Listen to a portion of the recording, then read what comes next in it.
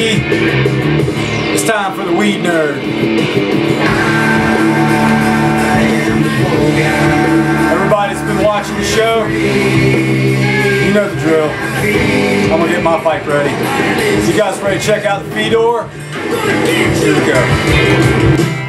So I noticed for the first time, I had a couple of negative comments on the show.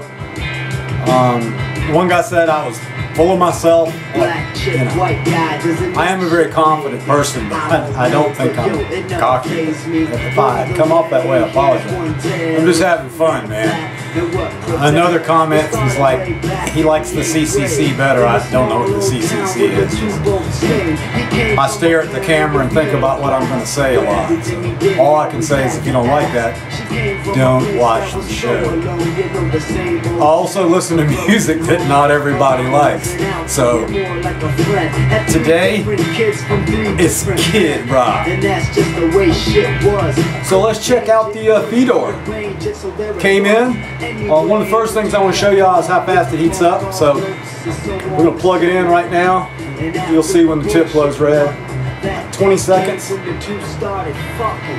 the time, you know kids have it every single day, fucking like rabbits, sneaking out the car when he was 15, climbing in the window and fucking all night. See, fucking there it goes. See it going red? Bathrooms, drinking champagne and tripping. That's badass. Okay, so I'm gonna load up some 90 UI bubble hash. I hope you guys will join me. I have this metal tray here because this thing is really freaking hot. Like it'll melt leather if you just set it on something. So I leave it on the tray. Where is it? Who is it? How is it? Was it right? These are the things he thought in bed at night. A lot of people might laugh at this, but fuck them. They don't know the half. Let us tote. Ain't no sunshine when you're low. I'm low. Tell me life's a game I'm not playing. Bitches don't mean shit to me anymore. I have taken my breath. I'm still standing. It's like smoking flowers, man. The taste is amazing. Wow. Now as time went on, the two kept on. They kept seeing each other off and on. See, she moved to the city and you know what happened. Black chick with a... If you're not seeing the big clouds of smoke, it's because I'm almost vaporizing this. Yeah, she got knocked by some dope dealing nigga. Still seeing that other kid on the side. She kept most of her thoughts inside. See, all the first guy did was just... Man, that's nice. That punk motherfucker used to beat her and punch her. She was living all wild. I'm thinking this show might get an adult rating with Kid in the background. I want to plug it. Another nice thing about the Fedor, just unplug it till you wait for your next tip. So now that we've got that out the way, let's get the show started with reader questions. I'll be right back.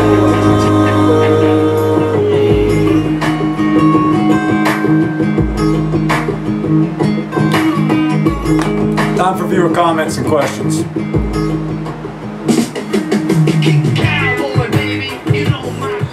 Okay, have you ever grown out bag seed? Oh, it's almost softer. Yes, I started with bag seed. The very first strain I ever grew came from Tybee Island, Georgia. Came out some bag seed, big ass fat alligator stripe indica seeds. And we grew it out, and we like the flavor of it a lot. And back in the day, we call it Grey Babe. Now this isn't the same Grey Babe that you guys would be familiar with now. It's just what we called it. So, you know, that's where I started with bag seed. And the second strain I grew out was MCW, Mighty Mike Chemo Widow, from my good friend NCGA in California. And then we went up right up on the line growing different things. First seeds I ordered offline, I ordered from Mark Emery. I got Shiva Shanti and Puna Butter.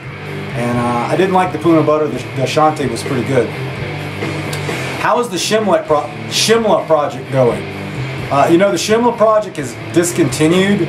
Amazing herb from a good friend of mine, breeder, Sonic, the Pine Queen. We were looking for a Shimla dominant pheno. and we didn't find exactly what we were looking for. We did find 2 really tasty females, but they had a little bit too much herm trait. You know, this is not a knock. It just, you know, I didn't have enough seeds to go through a gene pool to get what I wanted. So one of my favorite strains ever, but we won't be moving forward with the project. What is the best strain for new growers? From our stock? Vortex. Very stable, easy to grow, tastes amazing, it's great hash. Won the Cannabis Cup from seed, hard to beat.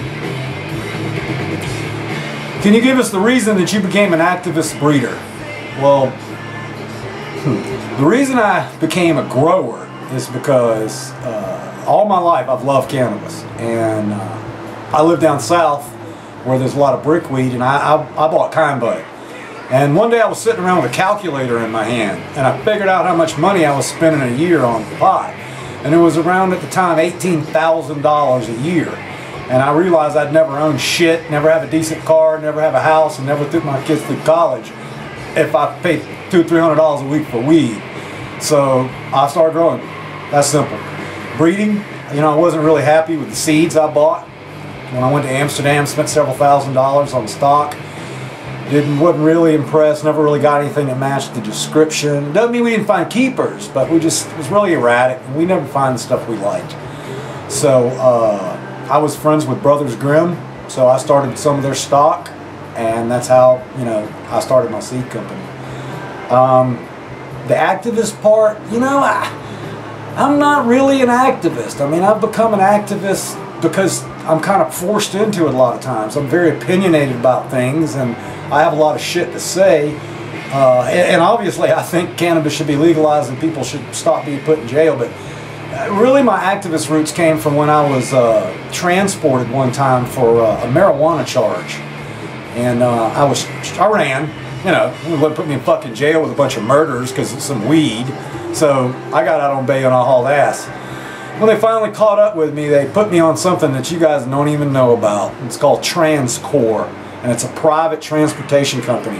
They get $1,000 a day for every person that's on the bus. So they pick you up and they fucking shackle you, and you're shackled to another man, and you shit in a box, and they feed you Mickey D's 3 times a day. That may sound fun, but it'll stop up your innards. And they don't, when they take you to where you're going to be dropped off, if it's not within the 30 days that you have to be sent, they just keep riding you around on the bus. I literally rode by the facility that I was supposed to end at 3 times because they were on the way to pick up somebody else whose time was running out. In other words, if they didn't get to the place to pick them up, they were going to be released. And they're not going to give that up. So they basically fill these buses up with people at $1,000 a day, drive them around the country in shackles at shotgun point. If you skip on a charge, that's how you get back. And it was a pretty rough experience. I spent 14 days total on a bus shackled, and people don't even. I didn't even know that could happen in America for weed, but it happens. And ever since then, I've been an activist, and I've worked toward making cannabis legal so that kids won't be put in jail for growing seeds, growing weed, put in jail with rapers, murderers. I mean, my God, I had a cellie who shot his best friend with a double-barrel shotgun because he was pissed off at him. You know, one thing I'm not is violent other than outside the gym. What is the status of Apollo 13 BX? Apollo 13 BX is sold out right now. I'm trying to pull up a list real quick. So here's the dates. Void will be ready around January 20th. Ace of Spades, January 10th. A13BX, February 10th. And Space Dog will be ready on the January 15th. So there's your rundown on that. What do you think about Super Lemon Haze? I am not a fan of very many strains that I have smoked while in Amsterdam, and I don't personally know anybody that grows out the Super Lemon Haze, so I have not smoked it. I have smoked Super Silver Haze, It's a nice strain and all, but I don't think it's worth the 14 weeks that it takes to finish it. So, you know, I'm sure there's good phenos over there, but my experience has not been that great when I travel to Amsterdam. The 9 times I've traveled there, I generally smoke hash, and Amsterdam has some really good imported hash. So, I would say I haven't explored it enough to give a good answer on the super lemonades. Have you ever thought about crossing a diesel strain? Well, the funny answer to this is everybody on the planet is working with Kim's gear. And Kim is a friend of mine, so I kind of thought I would skip that pattern of working with all the diesels. There's certainly every single company out there is offering either an OG or a diesel strain. So, you know, why follow everybody else like sheep? We kind of do our own thing. We're going to take a break, and we'll come back with some more questions.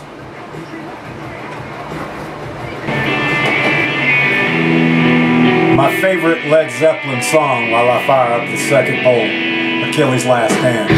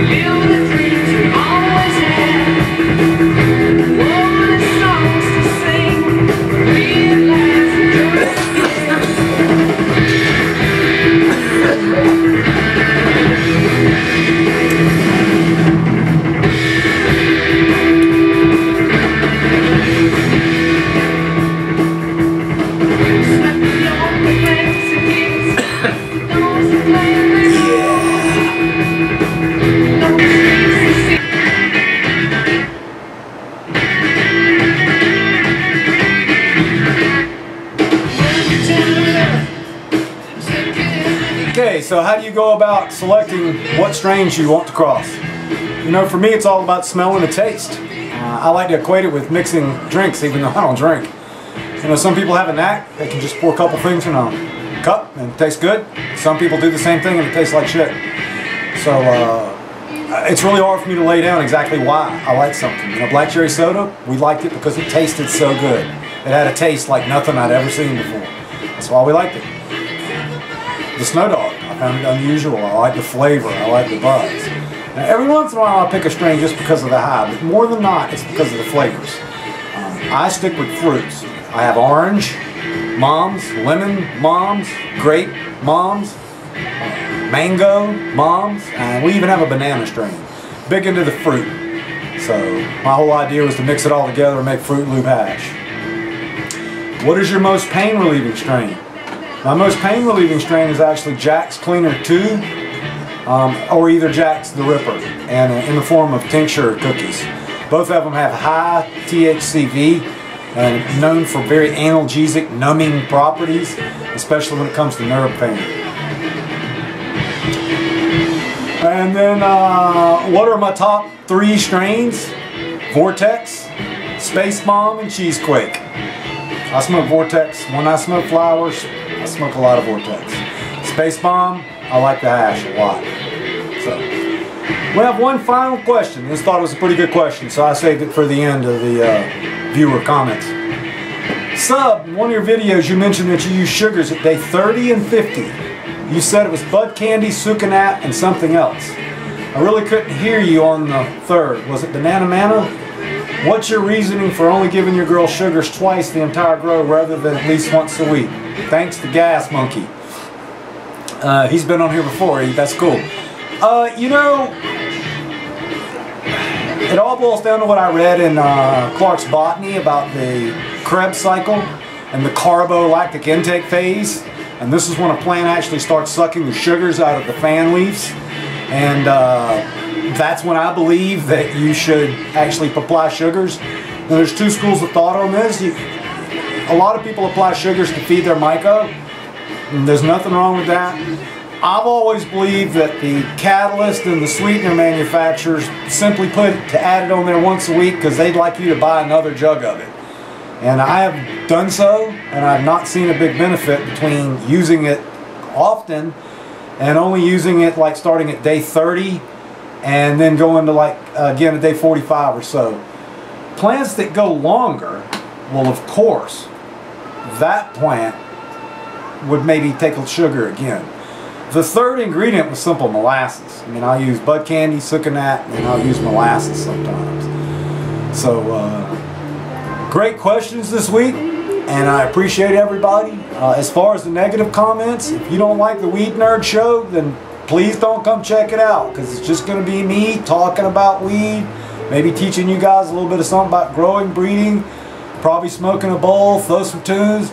I'm just having a good time, and like I said from the onset, if I ever feel that people don't like the show or me rambling sucked and it was boring, you know, if the haters definitely outdid the people that liked it, then I just won't do the show. So it don't make me mad. It's just, you know, if you don't like it, then don't watch it. You know, this is just me hanging out with you guys.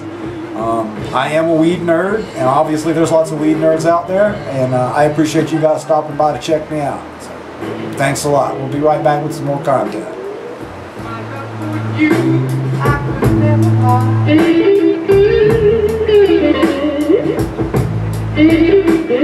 Hopefully most of you guys can't quit me. You know I love you, babe. My love for you, I could never. In TGA news, the other day I actually told you guys to go to tgaclothing.com and buy some gear. Like this new Subcool Seats hat. But I had a brouhaha with the guys that run the company. We reached a point where we couldn't agree with anything anymore. So I terminated our contract, and I picked up all the clothes, and I'll figure something out. TGA distributors still have gear. Some of the dispensaries and MMCs around the country still have the gear, but for right this second, you can't order it online. But I'll get it straightened out, and I apologize. And hopefully you guys that are looking for the new hats and the new shirts and everything will cut us some slack and let us get this thing back up. So that's the news on that. In the news, well, it's not like the country's in bad enough shape, all the crap that's going on, and it seems we have unlimited fun to pursue us. The DEA sweeps across western Washington with dispensary raids. So DEA screwed into Seattle, Tacoma, Lacey, Washington, and coordinated raids through Puget Sound region on Tuesday. Looks like 5 places got taken down. Just is, you know, pretty much typical. The budget is horrible, highest deficit in history, unemployment higher than ever. But what are we going to go do? We're going to go raid a bunch of legalized medical marijuana dispensaries where patients are trying to get safe access to meds. So instead of this, we have people going to the street and buying at street corner dealers, and black market prices go back up. Great job. You know, this doesn't make a lot of sense to me, and I'm sure it doesn't make a lot of sense to any of you people out there. What are you gonna do? You got good times? You got bad times.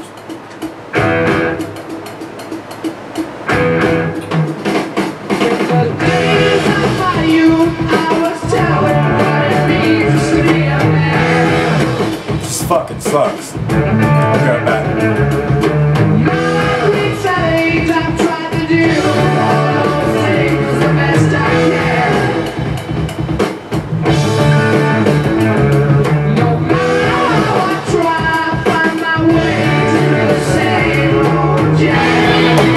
Wow, this is crazy. This might be a very interesting show. Little tune.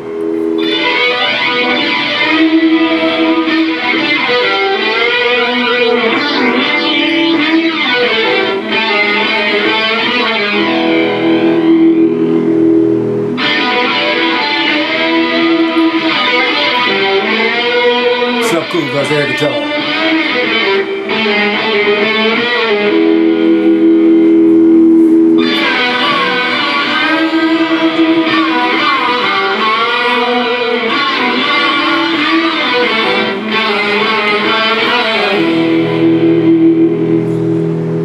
So I made some phone calls, and it's kind of crazy. As it turns out, the 9 shops that got busted are pretty much all scumbags. They're nobody that we deal with. They're nobody on the list of people, solid people that pay their taxes and run things right. So as much as I hate to hear this, I mean, I know directly that one of the places that was busted is 2 doors down from a place that got busted a couple days ago for 2 pounds of methamphetamine. So I don't like to see the DEA pissing away our money fucking with weed people. But the word that I got from my people is that the people that got busted were shitty stores, places that we would never be in, but places that we would never ever consider supporting or being a part of. So of the 9 people that went down in this Washington raid, TGA has nothing to do with any of them, and none of the people are in good standing in the community. They basically came in and took out about 9 scumbags, so you know that's debatable, and I'll probably take some flack over this. But I called my friends in Washington and they plugged into the scene, and they don't know any of these people. They're all really pretty much questionable and shaky. So there's the follow-up. I guess old Paul Harvey, for you older guys, would say. And part 2. We'll be right back to wrap up the show. So it looks like in Louisiana, a dairy cop got pulled over. And it seems this guy here, his name is Kendrell Smith. So in the dare, looks like an Explorer, they found weed and a whole shitload of dildos and sex toys. So this guy that works with the DARE unit, basically his partner knew that he was a confirmed sex addict. So this is a vehicle that goes around to schools, and your kids get in this vehicle, and these people lie to your kids about drugs, telling them that, you know, marijuana is just as harmful as cocaine. Yeah, that's a good message. And meanwhile, the scumbag they've got working for them is driving around in the car with weed. You know, he's got weed with him because everybody smokes fucking weed. But he's got a big bag of dildos and sex toys and performance-enhancing pills. So he's even got some Viagra or some shit like that in the car. So this is real sweet. This is a DARE unit in Louisiana. Let's see if I can get you guys a little more facts on it. Both of these stories, by the way, are compliments of Toke of the Town. Thank you, Steve Elliott. Amazing. So I just had to chime back in with that one. I saw it. You're watching The Weed Nerd.